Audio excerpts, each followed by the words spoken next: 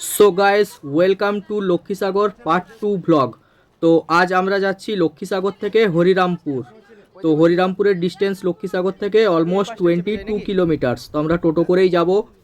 আমরা 4 ভাই আর মামা মামি মিলে যাচ্ছি মামার শ্বশুর বাড়ি হরিরামপুর। তো চলো, অনেক মজা হবে। আমি একদিনও এসে দেখতে পাইনি লাইটটা।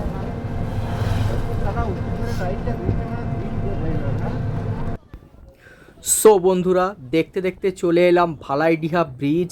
আর চারিদিকটা দেখো, অসম্ভব সুন্দর প্রাকৃতিক সৌন্দর্য। দুপাশে সবুজ কাশফুলের বন, আর মাঝখান দিয়ে আমরা নীল রঙের টোটো নিয়ে বেরিয়ে চলেছি। আর দিগন্ত বিস্তৃত মেঘ আমাদের অভ্যর্থনা জানাচ্ছে, ওয়েলকাম জানাচ্ছে। তো বন্ধুরা, ভালাইডিহা পেরিয়ে আমরা এখন হাড়মাসরার পথে। হাড়মাসরা এখান থেকে আর মাত্র কয়েক কিলোমিটার, হয়তো 4 থেকে 5 কিলোমিটার। আইসক্রিম খাচ্ছি দেখো। আর দেখ এই লোভিটাই খেয়ে নিল দেখ। আর তোর এটা কি জিনিসটা দেখা?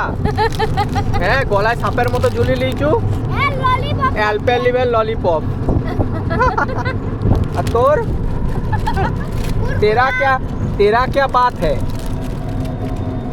কুরকুরে কুরকুরে কুরকুরে।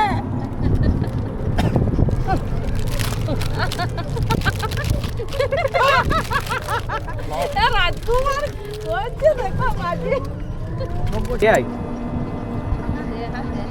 কিছু মুখে এই ফটোটা শুধু ইয়া আছে পাঁচফোড় আছে পাঁচফোড় আমি বড় তো না ছিল না ভাই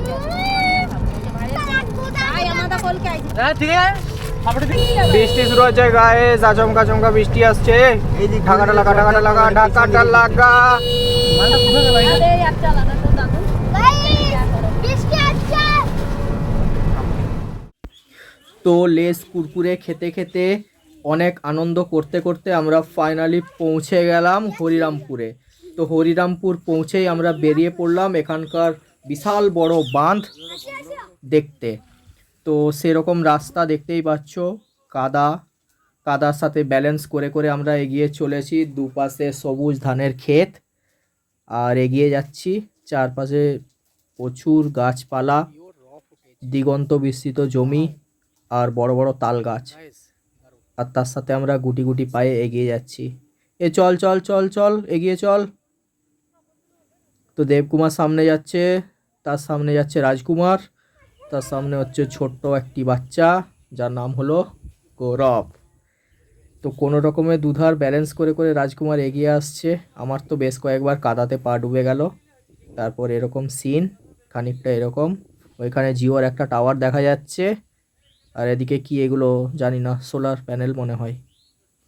আর এই যে বাঁধটা তোমরা দেখতে পাচ্ছ, এটাই হচ্ছে এখানকার সেই প্রসিদ্ধ বাঁধ, যেখানে কেজি কেজি 100 কিলো ওজনের রুই কাতলা নাকি পাওয়া যায় শুনলাম, যদিও একটাও দেখতে পাইনি।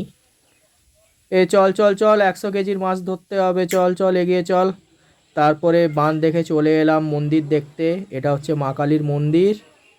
আর এই যে দেখতে পাচ্ছ আরএসএসের বর্গ হচ্ছে, আর এই হচ্ছে কৃষ্ণ মন্দির।